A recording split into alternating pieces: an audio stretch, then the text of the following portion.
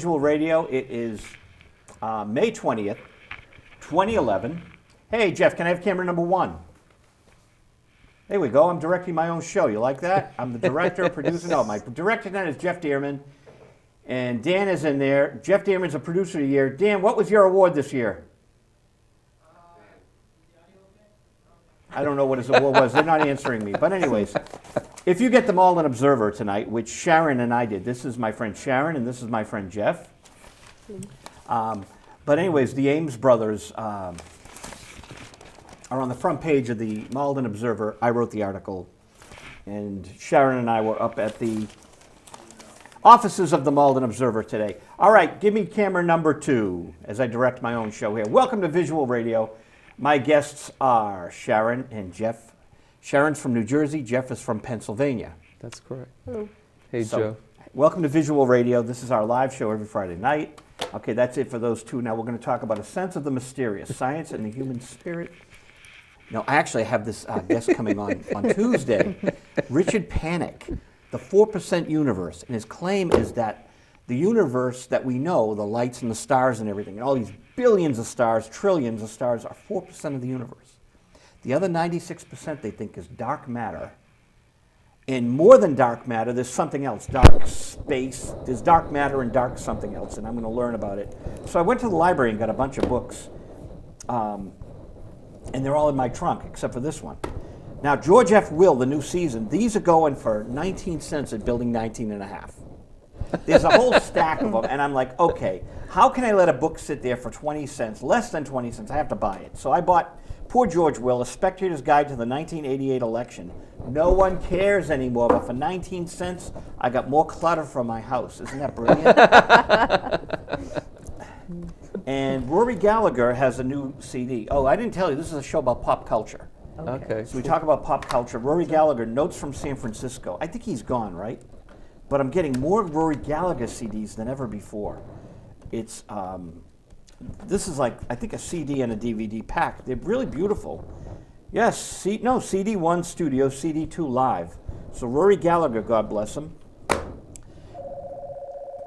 We got a call. We got a call already. We're doing a show. Hello, who's there? Yeah. Hold on, Handsome Dick. Handsome I got Dick? 8 to 9 written down on my schedule, but... Handsome Dick, I'm honored. Hey, say hi to my friends Jeff and Sharon. Hi, Jeff and Sharon. How come I'm getting interviewed? I'm paying for the call. Because you're supposed to have free long distance. Yeah, I'm not up to date. Hey, Handsome Dick, tell us what's going on in your life. You're not on the radio tonight, huh? No, I'm on the secret of modern day radio. I'm on Monday through Friday. Oh. Slightly taped in advance. Oh, great. What's on the air tonight? Any songs that I reviewed? I'm sure a ton, since I play 400 songs and do 80 voice breaks a week. Wow. I'm sure, I mean, I've never matched it up song for Joe Viglione review, but I'm sure there are tons of them. Because we play rock and roll from the 50s to modern times. Handsome Dick, what channel are you on? Sirius and XM. Are there two different channels? It used to be. Now they really get their thing together. It's on Little Steven's Underground Garage, Sirius XM 21. Oh, okay. And it's Monday through Friday, 8 to midnight Eastern time, which I love. I love that time slot because, you know, more people have cars in LA than in New York, and everybody gets out of work at 5 o'clock and then gets soothed on their way home from work by me, Handsome Dick Manitoba. Now, is Genya on your show? She has 2 monthly specials. One is Chicks and Broads, which Genya plays her idea of women's role in rock and roll history. She pays respects to the role women have played in rock and roll history. Everything, you know, from the Go-Go's to not Madonna, like I said, Madonna, say Blondie and Dinah Washington, and she just turned me on to a lot of great stuff on that show. She does that monthly special. She does one called Goldie's Garage, which is Genya playing unsigned garage bands that she scoops up all month. Wow. I wonder if she knows Les Sampoux. Do you know Les Sampoux? I hate to give you a cliche, brother, but I know 50,000 people, and I probably know 1,000 names. She's this great Boston artist. Great Boston. A great Boston artist. I got to get her music to Genya. Probably to you too, right? Boston, I'm off. I'm out of here. No, get it. Send it to her. Care of Genya Raven, Sirius Satellite Radio. It's 1221 6th Avenue, Avenue of the Americas. Oh, I got Genya's home address. Come on, Dick. I've known her 31 years. That's because I don't think I get it from you after the show. There you go.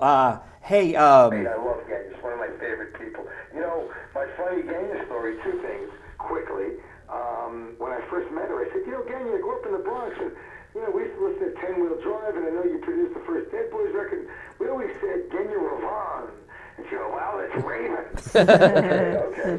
And then I was like, well, Genya, expecting pearls of wisdom to come out of her mouth, I asked her about, so what was it like in 1964 opening up for the Rolling Stones in an all-girl rock and roll band? And she was like, they smelled. They didn't smell it. I'm telling you, those guys smelled. It's not what I expected to hear when I asked that question. now, Dick, are you playing out at all? Not at the moment, no. I was doing some dictator shows here and there. That sort of dried up lately. Andy, the songwriter, is doing his own solo thing. He's recreating himself. And then I was getting a phone call every now and then. I was on the list of MC5 friendly musicians, so I was on their list.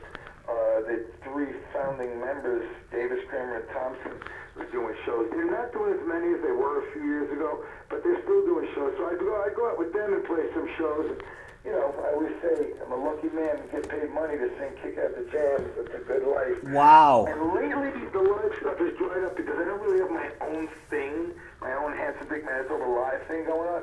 So I've been chatting with a bunch of different folks about putting together some sort of fun live idea, because I do miss playing live a little. Well, you're going to probably enjoy hearing me say this, and it's a rarity for me, Handsome Dick, right? But my guests here are from Pennsylvania, New Jersey, so congratulations on your Yankees doing well. They're okay. They're not doing We're breathing down their back. Surging at the moment. Hey, But thanks anyway. Dick, he's got another Yankee fan It's here easy on the to be panel. nice when you're on a winning streak, huh, Joe? Well, I got a spoken word artist sitting next to me, Jeff Mastroberti. Who's a Yankee fan? He's a Yankee fan. And I'm not. bad. I'm not. Sharon's not. Sharon's from New Jersey, and Mets. Jeff's from Pennsylvania. But What's Sharon a fan of? The Mets, unfortunately. the Mets. The Mets. It's a good game tonight. Yeah. Do what? Yeah. Do you What know is the it? score? What's going on so There's far? 1-1 in like the third or something. All right. Oh, All okay. right. I left the living room to call you and be a responsible adult. Well, I do appreciate that. Let's predict it's 5-1 Yankees. No, I'm only kidding. But I got to get you up to Boston somehow. You know who invites me all the time to his Red Sox seats is my friend. Now I said this is an old man of brain freeze. Jim Sullivan, who used to be the music editor for the Boston Globe. Yeah, now he's writing for the Herald. I saw his name in the Herald today. Yeah, he's always like, hey, if you could ever make it up here. And I get an 8-year-old kid at home, and it's not like I can't do things. If I have shows on the road, I've traveled all over the world since my kid's been born, playing shows if I have. But it's really hard to get away for a night or two to go see a baseball game when you have a family. It's like, hon, I'm going on the road to play rock and roll and make some money, and okay, see you in a week or so.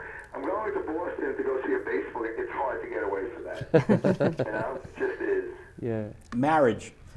Yeah. But I get my kids in a little league. It's a commitment. There's only 10 games, and I made a commitment. I'm gonna treat these games. I changed my schedule up at Sirius in order to make sure I can be one of the coaches at his game. So, that's important to me. I think it's awesome. I think I respect you for that. Yeah, I think it's cool. Arnold Schwarzenegger should watch what you do.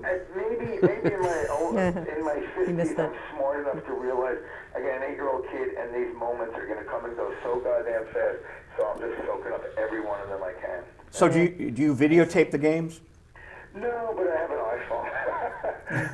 I have snippets of like food and baseball games and snippets of everything in my life. I just walk around with thousands of photos and minutes minutes and minutes and minutes of activity. Now, on a Friday night, do you dip into Sirius XM just to hear how your show's doing? I do listen, like, well, the way I do my show is I sit at my computer in the living room, usually across from the TV. I keep one eye on the TV, one eye on the computer, and I do research. Just little notes about this song hit number 20 in the pop charts. And here's an interesting fact. This is one of the 3 rare sides that Page and Beck shared lead guitar duties. Like, I might say something like that. I might tell a story about some asshole I met in the neighborhood. Wait, what was the question? No, if you dip into your own show at night just to check in on it. What I was saying is, what I do sometimes is watch a baseball game, be on the computer doing research, and have my show on in the background. Not so much because I'm an egomaniac, or because I always want to hear what I sound like to hear. Is this the best I can do? Am I mailing this in? Did I get lazy? Is it, what I like about it? I make notes, mental notes. This is what I like about what I did. This is what I don't like about what I did. Don't do that again. Do more of this. That kind of. You should probably do the same thing, Joey, right? It's how we learn about ourselves. Yeah. So I almost only tune in to myself, and like I say, not because I'm an egomaniac as much as it is I want the show. I've been doing it for 6 years, and I think people enjoy it. I never want to mail. If I put my stamp on it, if I put my name on it, I want to take pride in it. I want people to love it. I want people. Joe DiMaggio used to say, you know what? I could be going to the ballpark for my 4,000th game of my life. Some 10-year-old kid, it's his first baseball game ever. First time he's ever going to see Joe DiMaggio. It's true. He doesn't have to go 5 for 5, but what he puts out there, what the vibe he gets from him, how he respects himself and treats himself, what he puts out there as Joe DiMaggio, that kid's gonna take it in, and it all counts. So I try to kind of keep that in the back of my mind. That's great. Hey, Dick, in 1991, I started a program called The Demo That Got the Deal. So what's the demo that got the deal for the Dictators? We were friends with the rock writer Richard Meltzer, and Richard Meltzer was friends with Sandy Pearlman.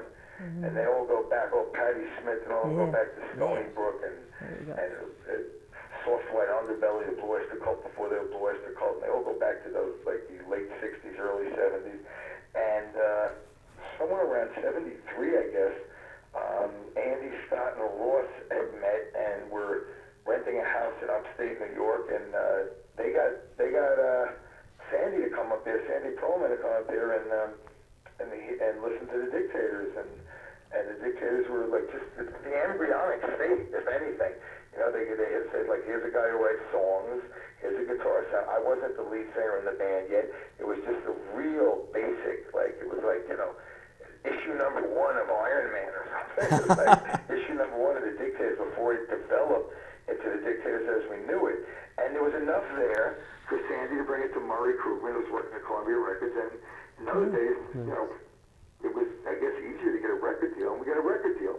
We had played like no gigs, really no gigs yet, and we had a record deal and made an album, and that was Girl Crazy. And I was the roadie and the friend of the band, and slowly but surely, people would respond more to my little 1, 2, 3 song end of the night rants, drunk roadie end of the night rants, than they would to anything during the set. They would collapse. They would politely collapse during the set, and then they would like go nuts at the end. So I sort of wound up becoming the lead singer. Oh, Dictators go handsome Dick crazy. Or Dictator fans do. Yeah. It's kind of what happened. It's kind of a natural evolution. Right guy for the job, And the chemistry was there. There's magic in that there chemistry. You know what I'm saying? You can't figure that stuff out. It is not a math equation. It's this kind of magic that makes a relationship work or not. You could do a list of 50 things. Doesn't mean a relationship will work. And you can meet somebody and it's like, oh, this just works. There's magic. And there's a magic in bands that are great. And all right, so let me not say like we were one of the great bands. I'll say it. You say it. I'll say you. I'm a rock critic. I'll say it. Look at the Beatles. Did any of the parts? There were greatness to some of the parts,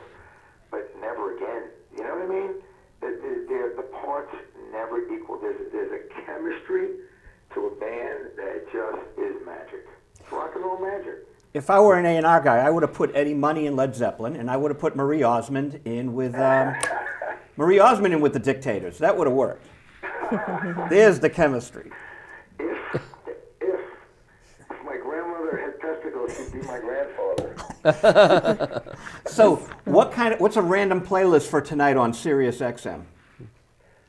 Off the top of my head, this is a pressure question. We have, it's very eclectic. The gist of the station, it's to be honest, it's Little Steven's baby. Yep. It's Steven Van Zant's baby. It's his vision. The best way to put it in a succinct manner would be, it is the genesis, the big bang of the underground garage is the British invasion. So, in a sense, it's rock and roll history according to Steve Van Zandt, but it's not just according to Steve Van Zandt. It is his vibe. He might add this, but not this, and not add that, but add that. But the thing is, there is actually a method. And the method is, it's the British invasion at the center. All the music that went into the British invasion, which is blues and pop and rock and roll and rockabilly and soul and R&B, right? And all the music that the British invasion begat, which is what came after it, which is punk and more pop and rock and roll. What happened? Are you there? Somehow we lost Handsome Dick. And hopefully he will call back. That's Handsome Dick, Manitoba. Did you expect that? No. No, the Dictators. You know who Surprise. that is. Yes, I do. Yes. Is that Yes, pretty I do, exciting? yes. He's a good friend on Facebook. And are you there, Handsome Dick? Hello? We lost Handsome Dick. Hopefully he'll call back. Anyways, we're having fun here on Visual Radio, and my smiling face is on the TV, and so we're gonna play something from Jeff Mastroberti in a second. But our producer Jeff is on the phone because I can see the master control room. Are you having fun here? Yes. Yes. Only your voice is because he's on the phone. Hey, director! Long shot! I direct. There we I'm go. I'm co-directing with Jeff Dearman. Thank you, Jeff Dearman. And what's going on here? We got disconnected, Jeff.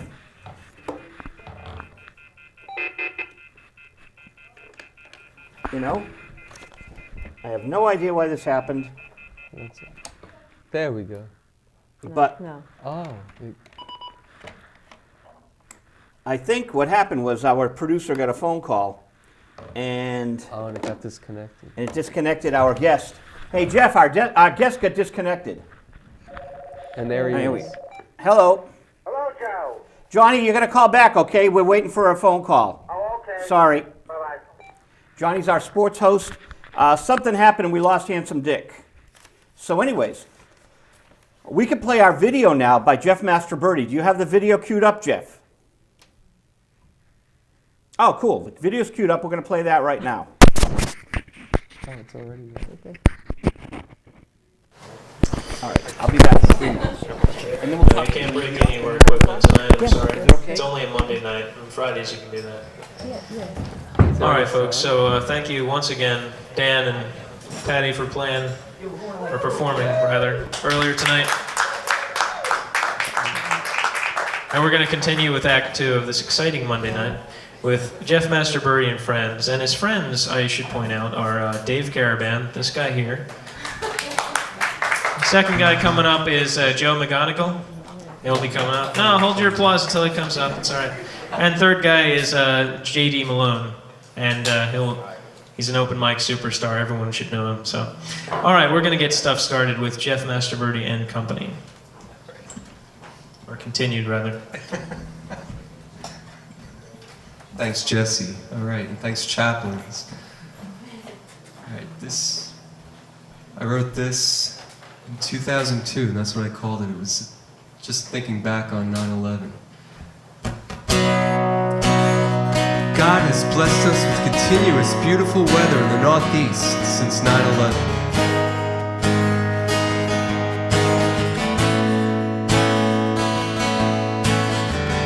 creating a well-needed balance to counteract the fear, stress, and pain felt by many.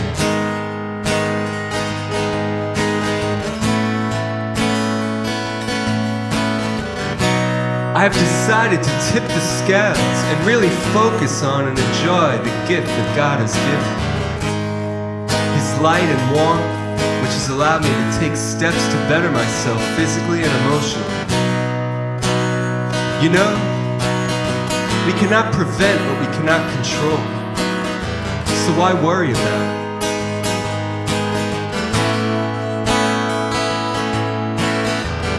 Many of us, I believe, say this in an attempt to convince ourselves, but I know it to be true.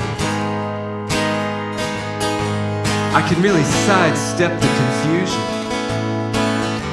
The energy alerts the chaos that 9/11 has brought. I pray for and remember those affected directly and indirectly. My heart goes out to them, but it will not break. I stand tall without feeling the need for revenge. I am proud to be who I am and blessed to be living where I do, and grateful for my outlook toward the present and future.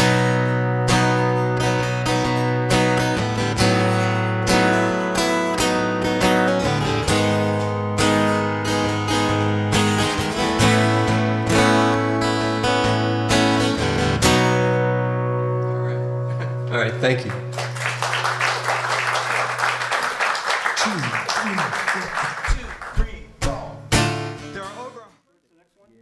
Well, all right, here we are. Hey, we're back. Long shot. Thank you, Jeff. Thank you, Joe. Thanks, guys. Handsome Dick called back, and we're going to call him. We're going to call him Handsome Dick. But I want to talk to Sharon, and I want to talk to Jeff before we call Dick back. That'd be nice. Long shot. 2. Long shot. There we go. See, it's like a delayed reaction. It goes up to satellite, and then it goes into Joe LaRocca's brain, which I have a link to right here. Thank you, guys. Hello to Linda Doucette. Hello to Mr. Doucette.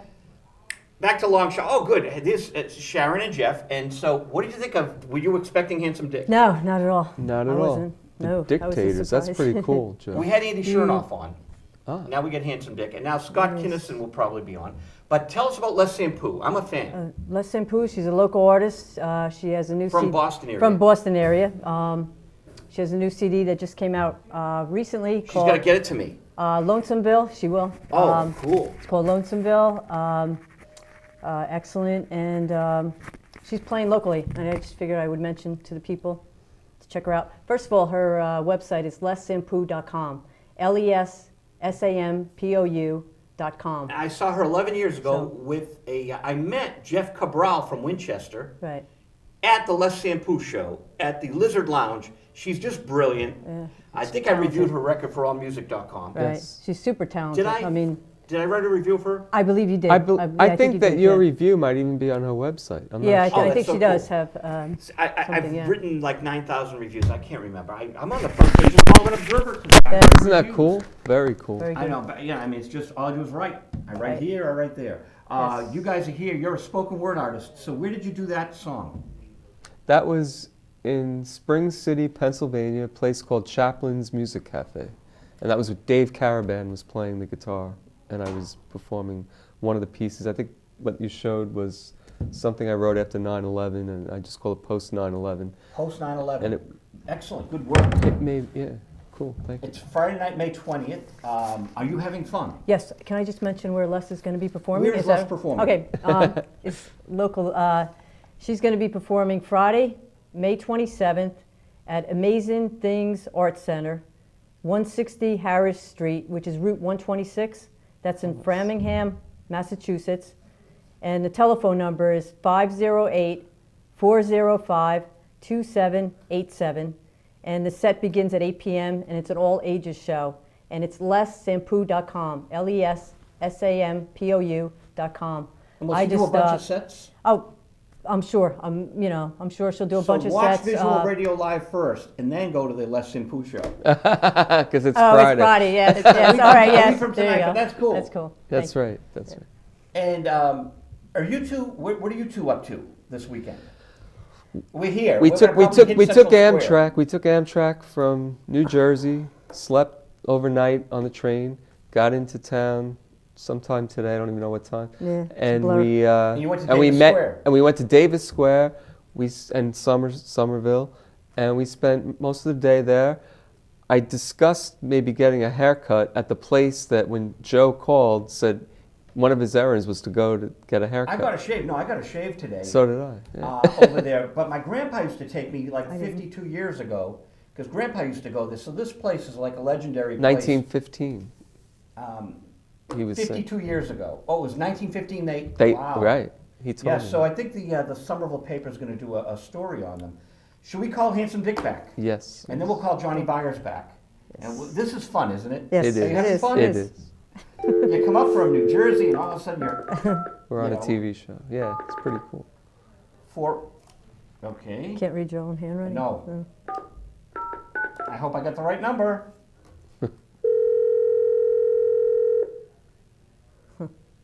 I bet I called the wrong number. Really? Uh-oh.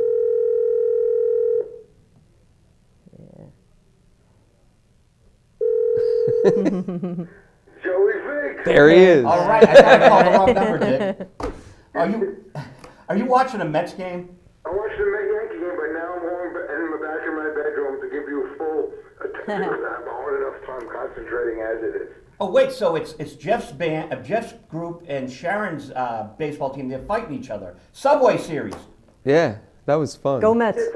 You know, I have a lot of friends that are Red Sox fans, and it's Yeah. we're grown-ups. That's We- right. You know, No, I'm talking about Yankees Mets. yeah, it was the same kind of thing. Oh, okay. You know, there are people who don't hate both teams, and there are people who there are Yankee fans that hate the Mets, and vice versa, and then there are people who I root for all New York teams. I don't really care that much about any team except the Yankees in baseball. Like when the Yankees are out of it, I watch the game of baseball almost like scientifically. It's like I watch it because I love the game itself, but I don't really have an emotional rooting interest. It's more like that was an excellent play. Right. There's a Yes. detachment involved when the Yankees Yeah. aren't involved. Yep. I Except can if the remember. Red Sox are playing, then I root against them. You know how it is, Joe. Hey, I had Gilbert Gottfried on here April 29th. Oh, really? And I had just written a story on Ed Ames. Remember Ed Ames? Yes, I do. He's the one who shot the thing and the guy's nuts on the Tonight Show. Exactly. And like, That's his most famous one. I'm studying it on YouTube because I'm doing this front page story on Ed Ames, which came out today. Because he lived in Malden. Oh, okay. Spirit in the Sky, Norman Greenbaum. What's that connection? He came from Malden. They all come from like the next town over from where I live. That might be the greatest one-hit wonder song of all time. Isn't he? Well, he had two hits. He actually had The Eggplant That Ate Chicago, That was a big hit. Dr. West Medicine Show, and then he had Canned Ham, which was a very, very minor hit. Oh, okay. And then he fell, but yeah. It's like, it's a boogie. That's really what it is. It's a boogie. It's Canned Heat going up the country, isn't it? It's canned heat, and it's just really heavy with a wonderful pop vocal. Oh yeah, Norman's awesome. He's a good friend, and that song is just amazing. But they're all from Malden, so I've been writing about Malden artists. Charlie Farron from the Joe Perry Project, and Extreme, More Than Words. They're all from Malden. Oh, okay. So it's I'm learning as we speak. yeah. So anyways, I was writing this story in Ed Ames, and I'm watching that YouTube about him throwing the thing into the Cowboys' pants, and Gilbert Gottfried had a ball with it, as you can imagine. Gilbert and you would be a fun. Gilbert's a funny man. Gilbert and you would be a fun pairing. Oh, really? Oh yeah, I can see it now. There's the chemistry. Chemistry we spoke of. So the Dictators do get together from time to time. We haven't played in 2 years, so if I was a betting man, I never like to say never, but we ain't kids anymore, and I don't know. I'd like to do it again, but we all made a decision that without the band as it's known, like if Scott and I and Ross and Andy can't do it, the 4 founding members, then whatever we do, we won't call it the Dictators. That was like a sort of a pact we made. Oh, okay. That's legitimate. I like that. Yeah. I mean, people see, there seems to be some sort of yearning to hear the songs. People give you verbalize, hey, I'd like to hear the Dictators. So I don't know, like if they would like to hear some of the guys in the band doing the songs or only all the guys. It's a hard thing to figure out, But people come in my bar all the time and it's like, when are you guys playing? When are you guys playing? And it's a hard thing to answer. You've been in a relationship with a woman and you know that could be a difficult thing sometimes, right? Well, I'm in a relationship with 4 or 5 different personalities. It's a difficult relationship at times. Now, at your bar, you let people watch the ball games, right? Except for playoff games or very important games, I'll have the game on with no sound, with music. That's cool. The jukebox, but the game on. And what's the name of the bar? Manitoba's. Oh, okay, that makes sense.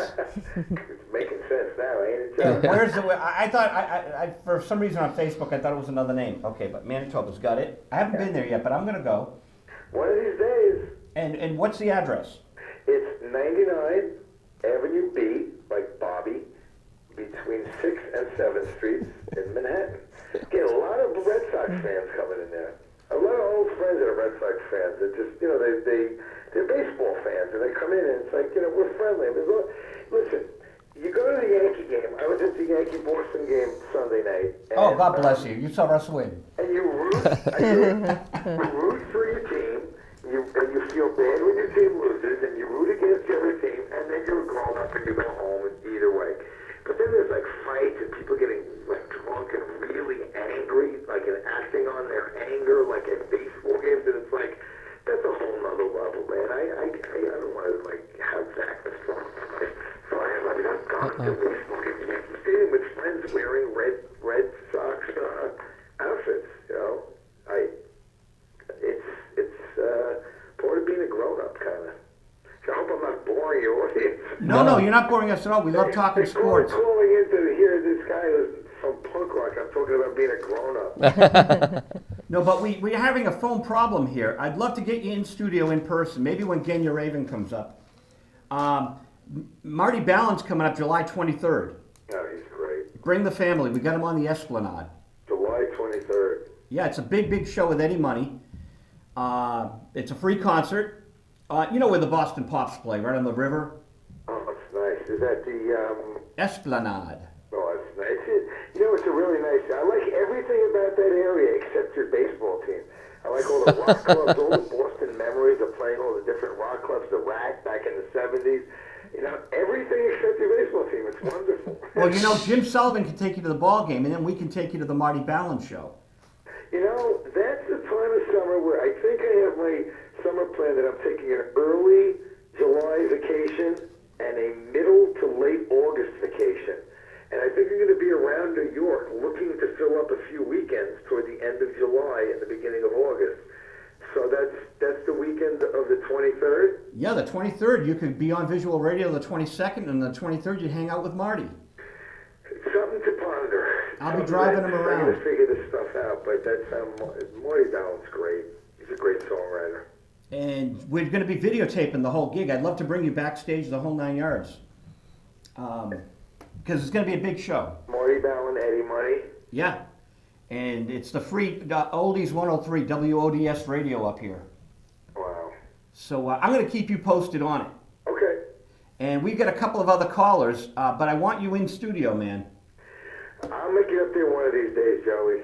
It's good. I want to make, I'll just take a road trip with the family, I want to make it to travel around, see different things, not be completely New York-centric. And I'm going to have my other two guests, Sharon and Jeff, and me meet you at Manitoba's. I think we'll all go to Manitoba's. And Sounds invite you. good to me. Let's do it. Yes, people like me. I have alcohol. Oh, yeah. Handsome Dick, thank you for calling Visual Radio, man. My pleasure, Joe. It's great to talk to you. It's great to expand our Facebook relationship and actually talk. And now, one day, maybe even meet. That'd be awesome. Thanks for having me, buddy. You're a great rock and roller, Dick. Thank you, sir. All right, bye. All right, have a great weekend. You too, Take man. care. Bye-bye. I mean, you know, come on, Handsome Dick Manitoba, Andy Chernoff, The Dictators Invade Visual Radio. Andy was on last year. And boy, I'm excited. All right, we got to call Johnny Byers now. Yeah, he called earlier, right? Yep, Johnny's our sports guy. Oh, Johnny, we had Handsome Dick Manitoba on. yep. How are you, my friend? Did you hear the show? I heard most of the interview. I was actually busy paying attention to the Sox game because they're playing the Cubs tonight, as we all know. What's the score? It's 4-2 right now in the bottom of the fourth. What's Braxton's the- having such a good game, but the Sox gave him a lead to play with. Well, the Sox are ahead 4-2. Yep, And who's pitching? the fourth. John Lester versus Doug Davis. Wow, what's the Mets game? 1-1? Yes. Because I have a Yankees fan sitting next to me and a Mets fan sitting next to him. Oh, that's going to cause some problems. You know who I'm rooting for tonight in that game? The Bruins. No. The Mets. M-E-T. Yeah. Mets, Yeah. Mets. All Way to right. go. As yeah. long as it's not the Yankees, right? Yeah. He would never root for the Yankees. Well, John, should we announce what we're doing on Wednesday? Yes, we should, and then we'll get to the latest sports news because there's been a lot of sports news and a bit of entertainment news mixed in that I want to talk about too. All right. I don't want to tell people who we're interviewing because we don't want to talk about. We're doing a sports event on Wednesday. There's a big event at the Heinz Auditorium, and Visual Radio's on location with Johnny Byers and Joe Vig at the Heinz Auditorium this Wednesday. Right. And we know that you're going to be interviewing Menino. Well, maybe. He was on the show before, but let's not talk about our potential guests. Surprised as to who I'll be interviewing. But that's okay. We're going to be there with our cameras, and we're going to be taping, and we're on the guest list, and we're psyched. Yes. So it's this Wednesday, all day, people, from 7:30 in the morning to 5:30 at night at the Heinz Auditorium, a big sports event. Right. There's going to be people speaking. There's going to be breakfast, and probably lunch and dinner, too. I But wouldn't doubt it. we got to cut out early because we got things to do. Yeah. Well, you know, before I get to the sports talk, there was a bit of shocking entertainment news this week, and it has to do with the annual muscular dystrophy telethon that takes place every year. Jerry Lewis made an announcement, and I'm sure he'll talk about it when the telethon gets closer, that this is going to be his last telethon. He's retiring after all these years. What do you think about that, Sharon? That's. What? I'm asking Sharon what she thinks. No, I didn't hear anything about that. That's well, give him credit. He did all those years. Some 60 some odd years. I mean, Yeah. evidently they're going Definitely. to shrink the show down to a 6-hour show. They'll still have a part in it, but it won't be as Oh. pronounced as what we're used to seeing. For many hours. Yeah. But they may do a lot of it online, right? Maybe to make up for that. Who knows? Maybe he'll have Gary Lewis do it, you know? No, well, you know, it wouldn't be the same. I mean, Jerry Is that his Lewis has son? been the face of that show for so long. I don't think you Isn't could Gary have Lewis on a Playboys? telethon without Jerry Lewis because it has his name attached to it. When you think of muscular dystrophy and Labor Day, you think of the Jerry Lewis Labor Day telethon. Who's Gary Lewis? But to sports news of the day, and it's actually looking more and more like we may not have a football season this year Wow. Wow. because according to ESPN today, on with one of their football insiders, they were talking about the fact that next month the owners go to court to let the judge hear their challenge to the players, their appeal, and the judge will not make an announcement until at least mid to late July. And Well- if it's anywhere past mid-July, then the probability is that you're going to start seeing games canceled. And if it goes in favor of the players, there's strong talk amongst the owners that they'll scrap the whole season. You know, here's the problem. The Boston Globe has a good letter today that a lot of the vendors and a lot of the hotels and the taxi cabs, and they're hurting everyone. It's greed, it's pure greed, and it's going to turn people off to football. Oh yeah, but like I said, and I'd like to get your guest idea on their views on this. Do you guys watch football at all? Jeff? Once in a blue moon. not I that do. often. I watch it. Sharon does. Yes. Who's your team? San Francisco Okay, well, 49ers. Now, I think you would agree with me that unlike baseball, hockey, and basketball, it wouldn't be so much of a hurt if they were to lose a whole season in the NFL because it's a once-a-week thing, whereas the other three sports, there's a game on almost every night of the week. Oh, no, I don't disagree. agree. I don't agree with It's that. a big event, John. Yeah. Yeah, but it's Oh. a once-a-week event. as It's a opposed- big event. But it doesn't. But it's a once a week event that everybody looks forward to for years and has been watching. Super And Bowl if a week, whole so year others is gone, betting. it's There's going a to lot make of a big money. impact People on bet the on it. fans and Yeah, I see what you're saying, but I don't see it as being much of it would be a big loss that you wouldn't have football on Sunday and Monday nights, but at the same time, the NFL wouldn't be as hurt as, say, the Major League Baseball. Because remember, when Major League Baseball went out on strike in '94, took them 4 years to actually come back from that. It took a home run battle between Sosa and McGuire to bring fans back. okay. Right. Because you're saying the money that's made in baseball for every game is more than in football. I mean, I don't know how it works. Well, basically, it's about the same. The only difference is there's fewer games in the NFL season than there is Right. in Major League Baseball. Sure. Mm-hmm. I mean, you're talking 62 Sure. games, 162 games Versus as 16. opposed Yeah. to only 16 16. or 17 games during the season. Right. The NFL, but I think right now it's looking grimmer and grimmer that there will be a football season because if the rulings don't go the right way, then football will be gone for this year. Well, Johnny, we'll keep everyone posted on your blog spot. And what is it called? It's Johnny the Kid Byers? Johnny the Kid Byers. No, is it Sports Talk? What's the name? Sports Talk with Johnny the Kid Byers. Put it in Google, people. Sports Talk with Johnny the Kid Byers. And Blog. the Sox just scored another run. It's now 5-2 in favor of the Sox in the bottom of the fourth. Awesome, Johnny. We'll talk to you next week. I'll talk to you soon. Bye-bye. Thanks, man. Take care. All right, that's our sports host. And Cool. the show just zips by. Yeah. Thank you, Jeff Dearman, for the Taste DVD. Thank you, Joe LaRocca. Taste were right here on this stage. They're a really good Boston band. Cool. And I met them through our director, our producer tonight, Jeff Dearman. He had them in. He has this great show. He invited you on. Oh. So when you come back, we get 10 minutes. Jeff, when Jeff comes back, Jeff Mastroberti, he can be on Music Closet, right? And our director's saying yes. So you can do your spoken word. Oh, wow. Terrific. And we can maybe get some local musicians. Fox passes someone to come in here and That back would be you up. very cool. Ken Seltzer will back you up. Okay. We'll have Ken Seltzer come in, who's not here tonight. We have a co-host of Ken Seltzer and Chris Parlon from the Six Seeds video. And I got Phil McCoy coming in on Tuesday to interview Richard Panic with me with this outer space stuff.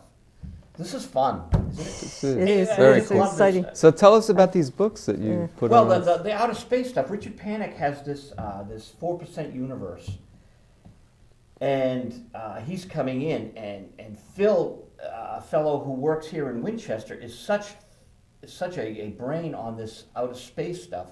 We need really 6 hours. So Phil and I are going to come up with questions. We're already working on them from the book and fire them at Richard Panic. Because, and then Phil and I can do a whole other show. We got the author in here, we're going to let the author talk. And then Phil and I will go over it maybe with a second show. So there's just not enough in an hour to discuss all the things we want to discuss. And you saw me before the show uploading to YouTube. Yes. Oh, yeah. Oh, yeah. YouTube.com/Viglione Joe, VIGLIONEJOE. Every Friday night show is being uploaded. We got 2 uploading right now of the second and third visual radio Friday night shows. All the soapboxes are going up, and all 550 hours of visual radio segments will go up. Terrific. this- Terrific. That's this- Can I put amazing. Virago up? Sure. Yes. Please Because do. Virago Please do. were on our show Yes. with Kat Buckell. Yes. I'll put that whole show up. Yes. And he was Excellent, the number thank you. one Yes. author at the time, right? He had the number one. Oh, I put them on the Brad Meltzer show. That's what you To do. Brad And Meltzer. I It also was put Brad them on the Meltzer. Kat Yes. Buckle show. I Right. put them on twice. Yes. Yeah, I we'll remember get that. those. Yeah. So Okay. they don't mind. No, not at all. No. Is that stuff on YouTube? I believe it is. I'm not I 100%, but gotta I search believe it it out. is. We'll check it out. Yeah, we'll I put it up again. I just want to say Joe was on downloading and doing things way before the show even went on. So you were busy at work way before we even came on the show. Virago. Yeah. Oh, yeah. Yeah. No, I mean No, just just tonight, getting just right prepared. here, right here. Oh, yeah. Oh, it's yeah, just you were- nutty. Go- we just, It's a Yeah, nice. you were It's just- a yeah. great space here too. It's, Oh, it's, don't you it's love it? great. Wind Oh, Yeah. beautiful. great beautiful. staff, Joe and Anthony. Yes, Oh, very yeah. nice helpful. people. Yep, yep. Yes. We have one of the Excellent. producers of the year doing our directing Wow. tonight, and Jeff has Congratulations. such an amazing. Jeff Jeff Dearman has a site.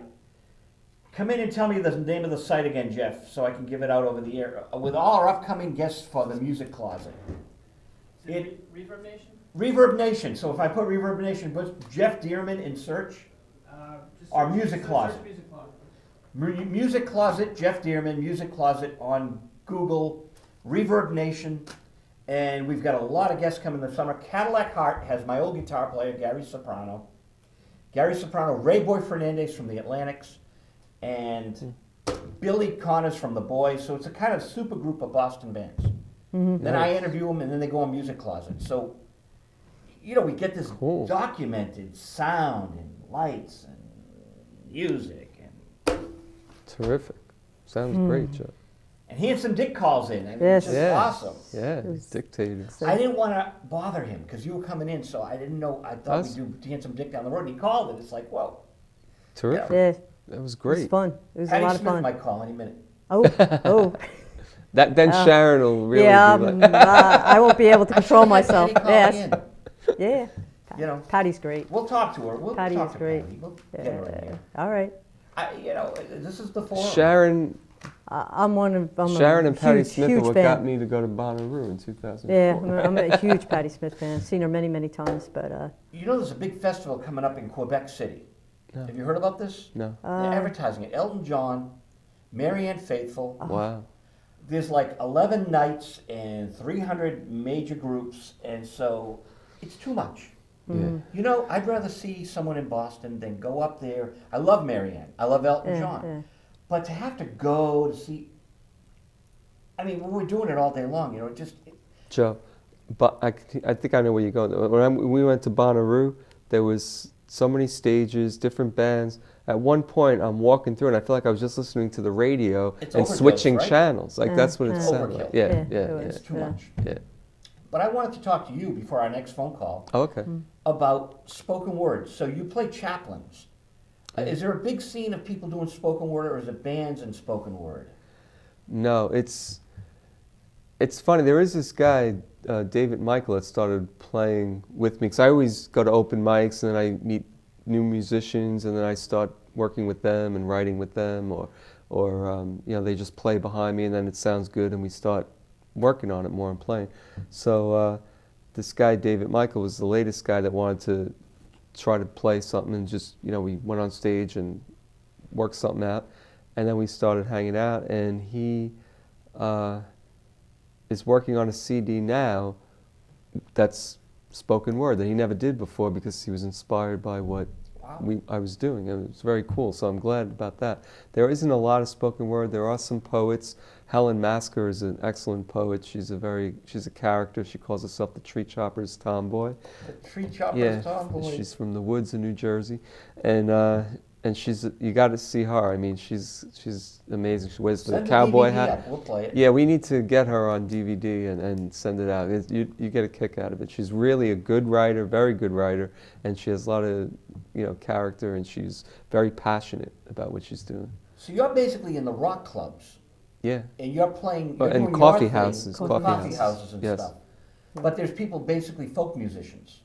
Yes. That's the scene. Correct. And And you're then I doing come something a little along. different. Yes. And not to, well, you know, it's kind of cool. I took Thursday off, and I stopped in Steel City Coffee House, which is a place in Phoenixville, one of the places I perform.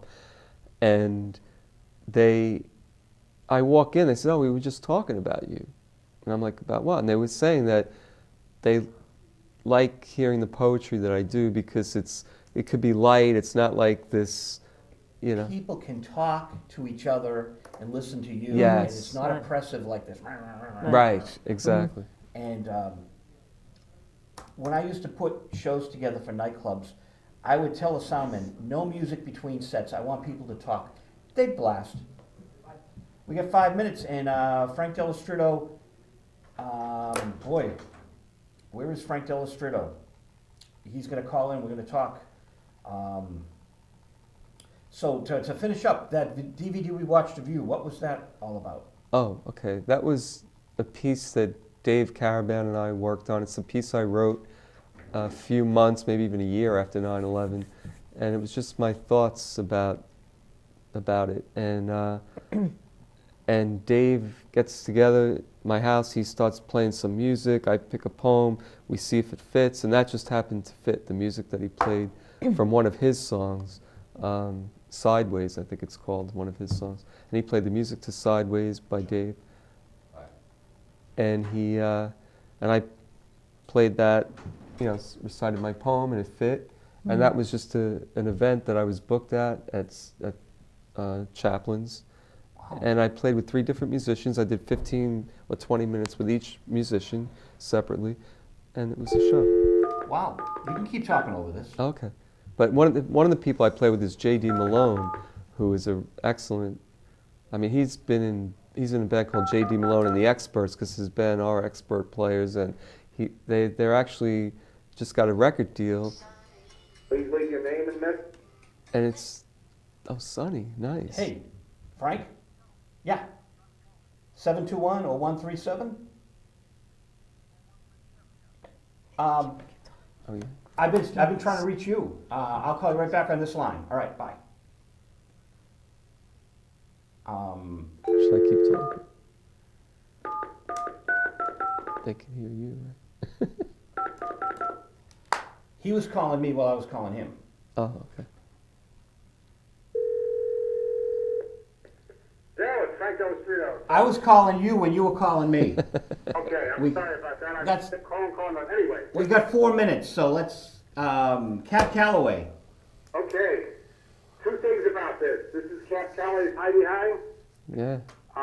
If you're my age, if you were a baby boomer and all that, you grew up thinking of Cap Calloway as an old man who led a band, and when you see him back in the 30s, he is a ball of energy. He is jumping all over the place.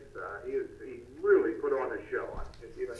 I mean, the music is wonderful, but when I had heard his music for a long time. Never, this is an old guy. Duke Ellington was an old guy and all that. But when you see them in their prime, you are seeing guys that are just dominating the stage. And Cap Calloway, for my money, was the best, because he was. I mean, as far as a visual actor, he was just you couldn't stop him. And the other thing to appreciate when you're watching, this is a film short. Are you just showing the one short, or are you showing a collection of them? We're showing an hour and 10 minutes. Okay. I don't know the collection you're showing, but if these are all Paramount shorts, the man behind them is a director named Fred Waller, who posthumously, he's probably more respected now than when he died. But they're digging up these old musical shorts basically, and the top musicians of their day would come in, like Cap Calloway, would come in and he would make short films around their musical acts. And you can imagine he didn't have much budget. He probably didn't have much time. They didn't have much retakes. And as you know better than I, filming a musical act in progress is not the easiest thing in the world. And he pulled it off time and time again. And when people my age tend to think of shorts in the movies from the 30s, they're thinking of cartoons, because that's the ones we saw. But there was a whole world of short films out there, which were both a training ground for the young actors, for the melodramatic shorts, or for the musical shorts, were kind of almost like music videos, to fill out a bill or whatever. And to take it on their own, they have a lot of style. So I think your viewers are certainly when they get to Cap Calloway, I would say watch that man if you can keep him in focus. If it's true to the way he usually is. He is all over the stage, just jumping around. He is something to see. And sit back and enjoy a lost art form, I revived art form. These film shorts, which are basically the great-great-grandfathers of today's music videos. Well, very cool, Frank. Man, thank you so much for calling in. We love your commentary. It's awesome. And that's our show for tonight. It goes like that. Talk to you soon. Bye-bye. Thanks, Frank. Thank you, Jeff, Sharon. Thank you, Joe. Thank you, Joe. It was Thanks. a pleasure.